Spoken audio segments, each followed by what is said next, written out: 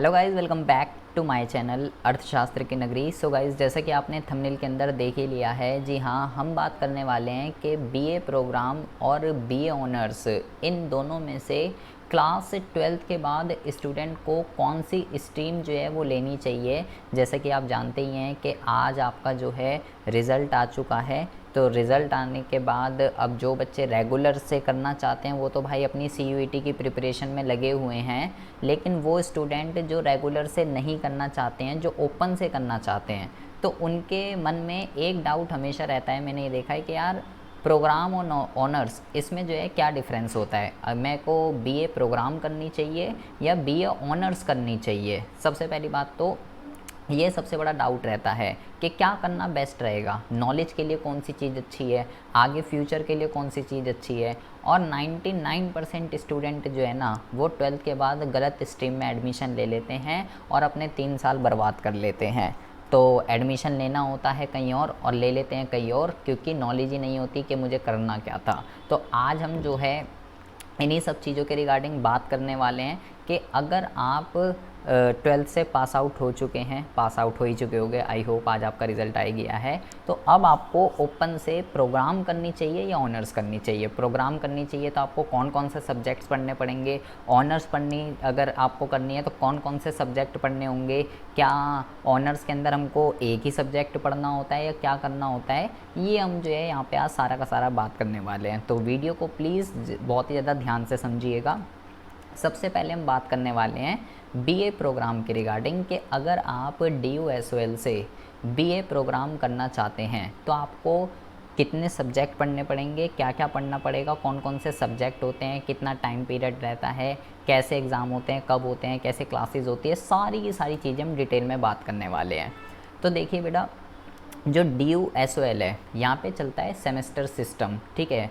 CBCS system यहाँ पे चलता है, मतलब कि हर 6 महीने बाद जो है यहाँ पे एग्ज़ाम होते हैं, ठीक है। जो ग्रेजुएशन होती है वो 3 साल की होती है और फर्स्ट ईयर, सेकंड ईयर और थर्ड ईयर, और हर ईयर में 2 सेमेस्टर होते हैं। जैसे फर्स्ट ईयर की अगर हम बात करें तो फर्स्ट ईयर के अंदर 2 सेमेस्टर होंगे, सेमेस्टर 1, सेमेस्टर 2।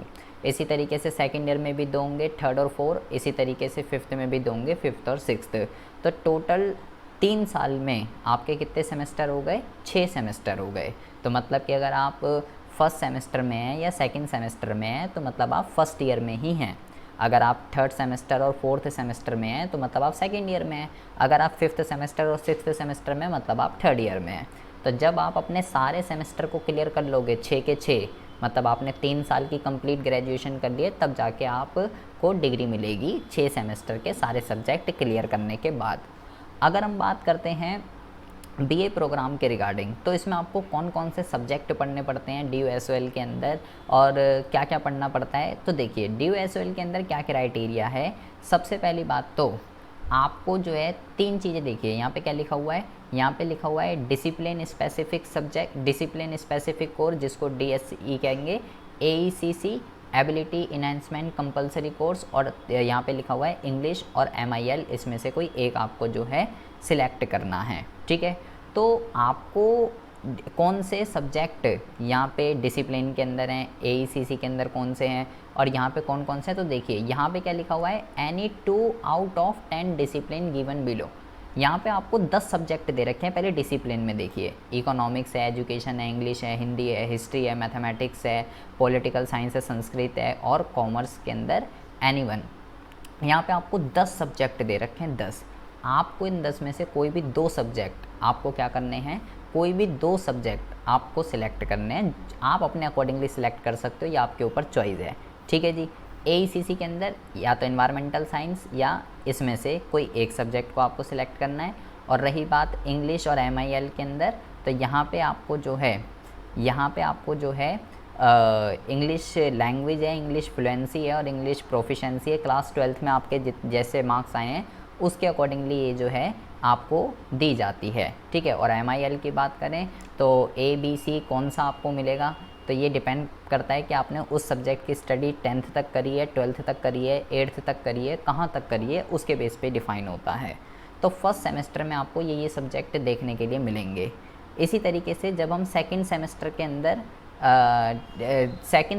अंदर जब आप आओगे तो यहाँ पे देखिए क्या लिखा हुआ है, two discipline as opted in semester 1, मतलब कि एक जो आपने सेमेस्टर 1 में, जो आपने सेमेस्टर 1 के अंदर जो सब्जेक्ट डीएससी और आपने एईसी के लिए चुना है, वही आपके सेमेस्टर 2 के अंदर रहेंगे सब्जेक्ट। ये बात आपको ध्यान रखनी है।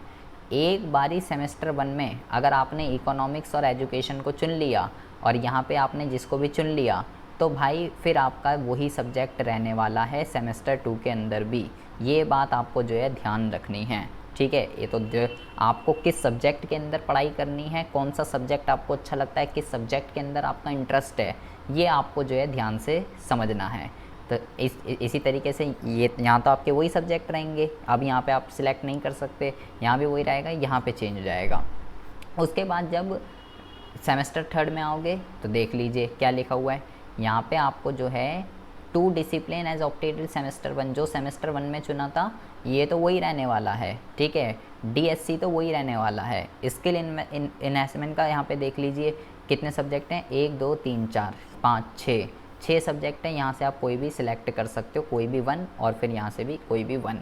तो यहाँ पे आप देख रहे हो कि जो आपका डिसिप्लिन वाला सब्जेक्ट है, एक बारी जो आपने सेमेस्टर 1 में सिलेक्ट कर लिया, सेमेस्टर 1 2 3 4 वो ही रहने वाला है। एक बारी जो आपने सिलेक्ट कर लिया वो ही रहने वाला है, उसके बाद चेंज नहीं होने वाला है।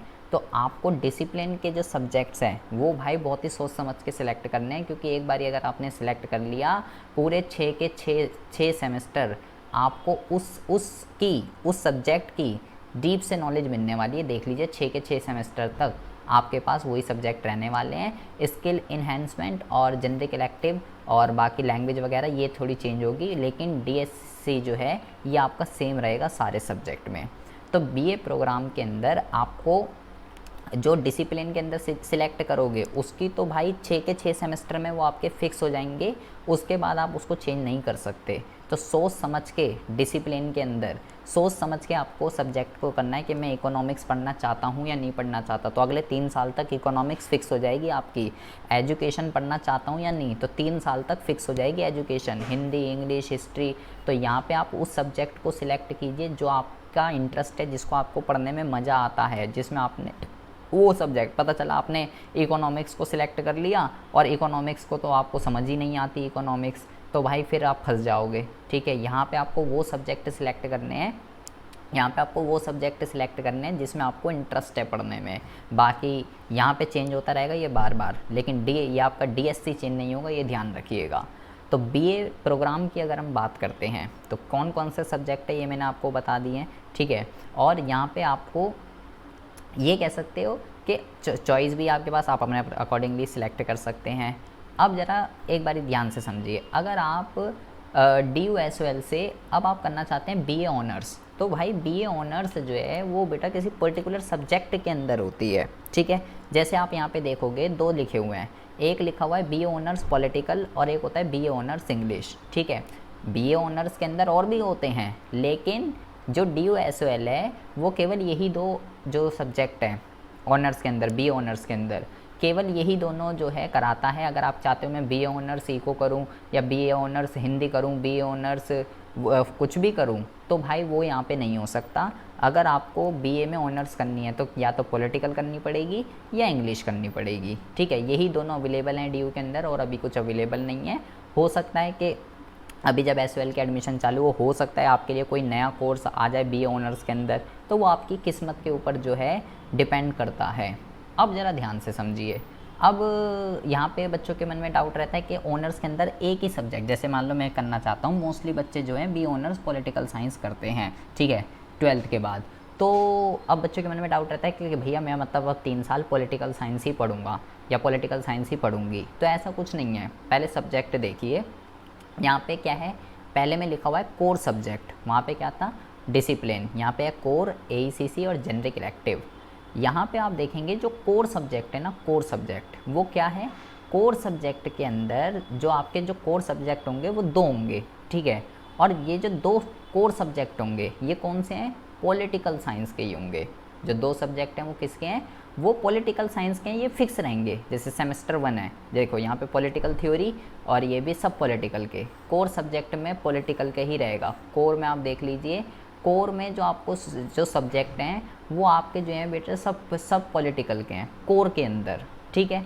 अच्छा, अब बात आती है, ये तो होगा कोर के जो दोनों सब्जेक्ट हैं वो पॉलिटिकल से रिलेटेड है। दो टोटल 4 सब्जेक्ट होंगे, चाहे आप बीए प्रोग्राम कर रहे हैं, हर सेमेस्टर में 4 सब्जेक्ट होते हैं, ठीक है। तो 2 तो हो गए इसके कोर के, और रही बात एईसीसी और जनरल इलेक्टिव की, तो ये तो पॉलिटिकल के रहेंगे, और जो बाकी के 2 होंगे, एक ये इसमें से आप एक सिलेक्ट कर सकते हो, और जनरल इलेक्टिव के अंदर यहाँ पे भी आपको 5 चॉइस दी गई है, आप अपनी मर्जी से कुछ भी सिलेक्ट कर सकते हो। आप इकोनॉमिक्स सिलेक्ट कर सकते हो, ये सिलेक्ट कर सकते हो, ये कोई सा भी जो आप चाहो वो आप जो है सिलेक्ट कर सकते हो, ठीक है जी। इसके अलावा जैसे सेमेस्टर 2 है, सेमेस्टर 2 के अंदर ये तो फिक्स रहेंगे आपके, ये तो आते हो आप चेंज नहीं कर सकते। एईसीसी और जनरल इलेक्टिव, ये देखिए, अब जैसे मान लो आपने ऊपर इन्वायरमेंटल साइंस ले लिया तो फिर नीचे यहाँ पे आपको ये मिल जाएगा कोई सा, और फिर जनरल इलेक्टिव में आपके पास जो भी आप सिलेक्ट करोगे ऊपर माइक्रो है, जो भी आप सिलेक्ट करोगे, अगर आपने एक बार ये सिलेक्ट कर लिया तो फिर आपको क्या मिल जाएगा सेमेस्टर 2 में, मैक्रो मिल जाएगी आपको सेमेस्टर 2 के अंदर। तो ये एईसीसी और जनरिक में चॉइस रहेगी। कोर सब्जेक्ट आपके जो हैं वो फिक्स रहेंगे, कोर में कोई चॉइस नहीं है। यहाँ पे आपके पास चॉइस रहती है कि जो भी आप सिलेक्ट करेंगे उसके अकॉर्डिंगली आपको जो है 2 सब्जेक्ट की चॉइस है, और 2 सब्जेक्ट आपके फिक्स रहते हैं पॉलिटिकल के। सेम ऐसे यहाँ पे जो है इंग्लिश का है, जैसे मान लीजिए आपने बीए ऑनर्स इंग्लिश करना चाहते हो, तो 2 सब्जेक्ट जो हैं वो इंग्लिश के फिक्स रहेंगे हर सेमेस्टर में 3 साल तक। देख लीजिए ये दोनों फिक्स हैं, ये सब जो हैं ये इंग्लिश के सब्जेक्ट हैं। कोर सब्जेक्ट 6 सेमेस्टर तक फिक्स रहेंगे।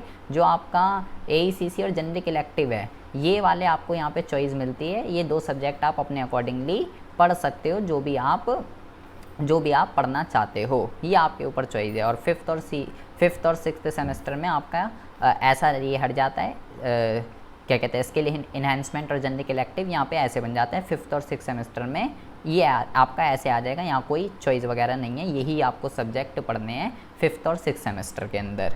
तो अब यहाँ पे क्या है, यहाँ पे आपको क्या देखने के लिए मिला कि अगर आप बीए ऑनर्स पॉलिटिकल साइंस करना चाहते हो तो भाई यहाँ पे जो है बी ऑनर्स पॉलिटिकल साइंस के अंदर 2 सब्जेक्ट जो हैं आपके वो पॉलिटिकल साइंस से ही रिलेटेड है। इसी सब्जेक्ट की आपको डीप और वाइडर नॉलेज दी जा रही है, ठीक है। पॉलिटिकल साइंस 2 सब्जेक्ट फिक्स रहेंगे 6 सेमेस्टर तक, 3 साल तक, और 2 सब्जेक्टों की आपकी चॉइस है। लेकिन अगर मैं बीए प्रोग्राम की आपको दिखाऊं तो यहाँ पे मैंने क्या बोला था कि आपको 2 डिसिप्लिन सब्जेक्ट सिलेक्ट करने हैं, 2 डिसिप्लिन सब्जेक्ट सिलेक्ट करने हैं, ठीक है। आप अपने अकॉर्डिंगली आप चाहो तो इकोनॉमिक्स को सिलेक्ट कर सकते हो, ठीक है, आप चाहो तो इकोनॉमिक्स को सिलेक्ट कर सकते हो, और आप चाहो तो एजुकेशन को, इंग्लिश को, हिंदी को, हिस्ट्री को, मैथमेटिक्स को, जिसको भी आप चाहो उसको सिलेक्ट कर सकते हो, और ये फिक्स रहेंगे उसमें। तो यहाँ पे आपको 2 सब्जेक्टों की नॉलेज दी जा रही है। जैसे मान लो मैंने एक इकोनॉमिक्स सिलेक्ट कर लिया और एक मान लो मैंने हिस्ट्री सिलेक्ट कर लिया, तो इकोनॉमिक्स और हिस्ट्री 2 सब्जेक्टों की आपको 3 साल तक नॉलेज दी जा रही है। और यहाँ पे आप ये कह सकते हो, अगर आप जैसे पॉलिटिकल साइंस कर रहे हो, बी ऑनर्स पॉलिटिकल, तो 2 सब्जेक्ट पॉलिटिकल के हैं, तो भाई आपको पॉलिटिकल की एक वाइडर स्पेशलाइजेशन हो जाएगा पॉलिटिकल साइंस के अंदर, क्योंकि आपको एक ही सब्जेक्ट है, यहाँ पे 2 सब्जेक्ट नहीं है, पॉलिटिकल ही है। 6 सेमेस्टर तक पॉलिटिकल फिक्स रहेगी, ठीक है। सारे सब्जेक्ट पॉलिटिकल से रिलेटेड हैं, 2 कह रहा हूँ, 2 तो अलग हैं, ये नहीं कि चारों ही सब्जेक्ट पॉलिटिकल के होंगे, नहीं, 2 सब्जेक्ट पॉलिटिकल के फिक्स रहेंगे। तो पॉलिटिकल की आपको वाइडर नॉलेज दी जाएगी। पॉलिटिकल के अंदर आप जो है स्पेशलाइज हो जाओगे सिर्फ पॉलिटिकल के अंदर। इंग्लिश में होना चाहते हो तो इंग्लिश में कर सकते हो, ठीक है। और जैसे देखो, बहुत ज़्यादा ध्यान से समझेंगे, अगर आप बीए ऑनर्स पॉलिटिकल साइंस या बीए ऑनर्स इंग्लिश करते हो तो बेटा 2 सब्जेक्ट तो फिक्स रहेंगे। एईसीसी और जनरल इलेक्टिव जो है वो दोनों में सेम है, ठीक है। ऑनर्स का आप कुछ भी करते हो वो सेम रहेगा, दोनों में सेम चॉइस है, जो भी आप चुनना चाहते हो उसमें चुन सकते हो। 2 सब्जेक्ट आपके ऊपर डिपेंड करता है। लेकिन कोर सब्जेक्ट क्या है, अगर आप पॉलिटिकल करोगे तो पॉलिटिकल के 2 सब्जेक्ट फिक्स हो जाएंगे, और इंग्लिश ऑनर्स करोगे तो इंग्लिश के 2 सब्जेक्ट आपके फिक्स हो जाएंगे, और उस सब्जेक्ट की आपको स्पेशलाइज नॉलेज दी जाएगी, डीप से समुंदर पूरा। और अगर प्रोग्राम की बात करें तो यहाँ पे आपको, जैसे मान लो मैंने इकोनॉमिक्स को ले लिया, तो इकोनॉमिक्स है तो उसमें है तो आपका हर सेमेस्टर में वो जो है फिक्स हो जाएगा, ठीक है। उसमें भी आप ये कह सकते हो उसमें भी आपको नॉलेज दी जाएगी, वाइडर ही नॉलेज दी जाएगी। देखो इकोनॉमिक्स आपका सब में रहेगा, तो आप फिर अगर जैसे कोई बच्चा कहता है कि यार मैं इको ऑनर्स करना चाहता हूँ, लेकिन इको ऑनर्स तो यहाँ पे है नहीं, इको ऑनर्स जो है यहाँ पे तो है नहीं। अगर आप इस यूनिवर्सिटी से अगर इस यूनिवर्सिटी से DUSL से ही करना चाहते हैं, किसी दूसरी से नहीं करना चाहते, तो आप फिर इसमें डिसिप्लिन के अंदर इकोनॉमिक्स को सिलेक्ट कर लीजिए। तो आपको फिर 3 सालों तक इकोनॉमिक्स आपके पास रहेगी और आप बहुत ही अच्छी इकोनॉमिक्स की नॉलेज को गेन कर पाओगे, लेकिन इतनी वाइडर उसमें नहीं जितनी होती है। अगर आपको एक्चुअल में इको ऑनर्स करना है तो आपको किसी दूसरी यूनिवर्सिटी को इग्नू से आप कर सकते हैं, ओपन से, कोई परसेंटेज का कोई वो नहीं है, वहाँ से आप कर सकते हैं, कोई दिक्कत वाली बात नहीं। लेकिन यहाँ से आप इको ऑनर्स नहीं कर सकते, इतनी डीप में नॉलेज आपको इको की नहीं दी जाएगी जितनी इको ऑनर्स के अंदर स्पेशलाइजेशन दी जाती है।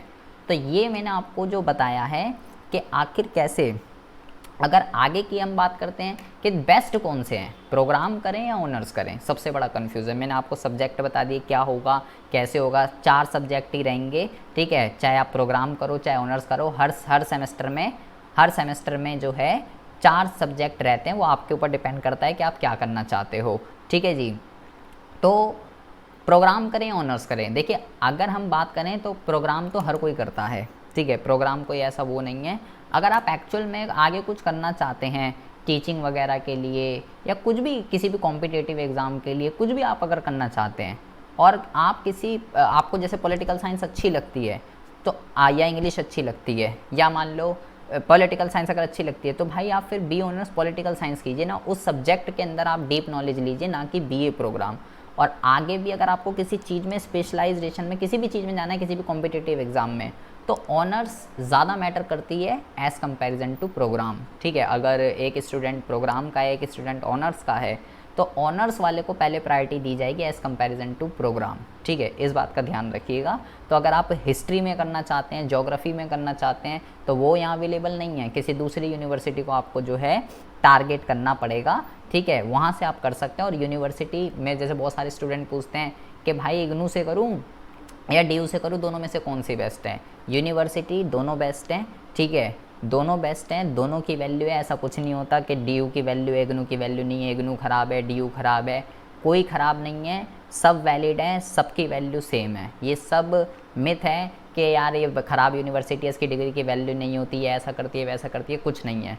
मैंने DU से भी कर रखा है, मैंने इग्नू से भी पढ़ रखा है, मैंने दोनों से पढ़ रखा है। मैंने बैचलर जो है वो DUSL से कर रखी है, मास्टर जो है इग्नू से कर रखी है, दोनों यूनिवर्सिटी बेस्ट हैं, ठीक है, कोई ख़राब नहीं है, दोनों की वैल्यू है। ऐसा कुछ नहीं है कि ये ख़राब है ये वो है, इसका रिज़ल्ट ऐसा आता है वो फेल कर देता है, ये वो कर देता है, ये सब मिथ होते हैं और कुछ नहीं है, ठीक है जी। तो इन सब लफड़ों में ना पड़िए, आपको क्या करना है सोच समझ के, जिस सब्जेक्ट में आपका इंटरेस्ट है। अगर आप कह रहे हो जी मेरे को इको में इंटरेस्ट है लेकिन इसी यूनिवर्सिटी में जाना, इग्नू में नहीं जाना, वही मिथ है कि भाई नहीं इग्नू तो बेकार होता है, तो भाई आप फिर इसके अंदर डिसिप्लिन के अंदर इकोनॉमिक्स को सिलेक्ट कर लीजिए, आपका कल्याण हो जाएगा, ठीक है जी। अगर आपको इसी से ही करना है DUSL से ही, तो आपकी 3 साल तक इकोनॉमिक्स रहेगी और नॉलेज दी जाएगी, वाइडर नॉलेज दी जाएगी। एक्चुअल में पढ़ना है आपको, देख लीजिए, सारी नॉलेज आपको दी जाएगी, बहुत अच्छे सब्जेक्ट्स हैं इकोनॉमिक्स के अंदर, ठीक है। लेकिन अगर आप मेरी माने तो आप मेरी अगर माने तो इग्नू से आप जो है, इग्नू से आप इको ऑनर्स करिए, क्योंकि आपको ऑनर्स के अंदर आपको स्पेशलाइज नॉलेज दी जाती है, ठीक है। नेक्स्ट वीडियो में हम, अगर आप मेरे को कमेंट बॉक्स में कमेंट करके बोलेंगे कि बीकॉम और बीकॉम ऑनर्स के बारे में बताइए, दोनों में से कौन सा बेस्ट है, तो फिर हम जो है इसके बारे में चर्चा करेंगे। अगर आपको इसमें कोई भी डाउट है, कोई भी इशू है, तो आप मेरे को जो है कमेंट बॉक्स में कमेंट करके बता सकते हैं। मिलते हैं आपसे नेक्स्ट वीडियो में ऐसे इंटरेस्टिंग टॉपिक के साथ, तब तक के लिए have a good day, bye bye, take care.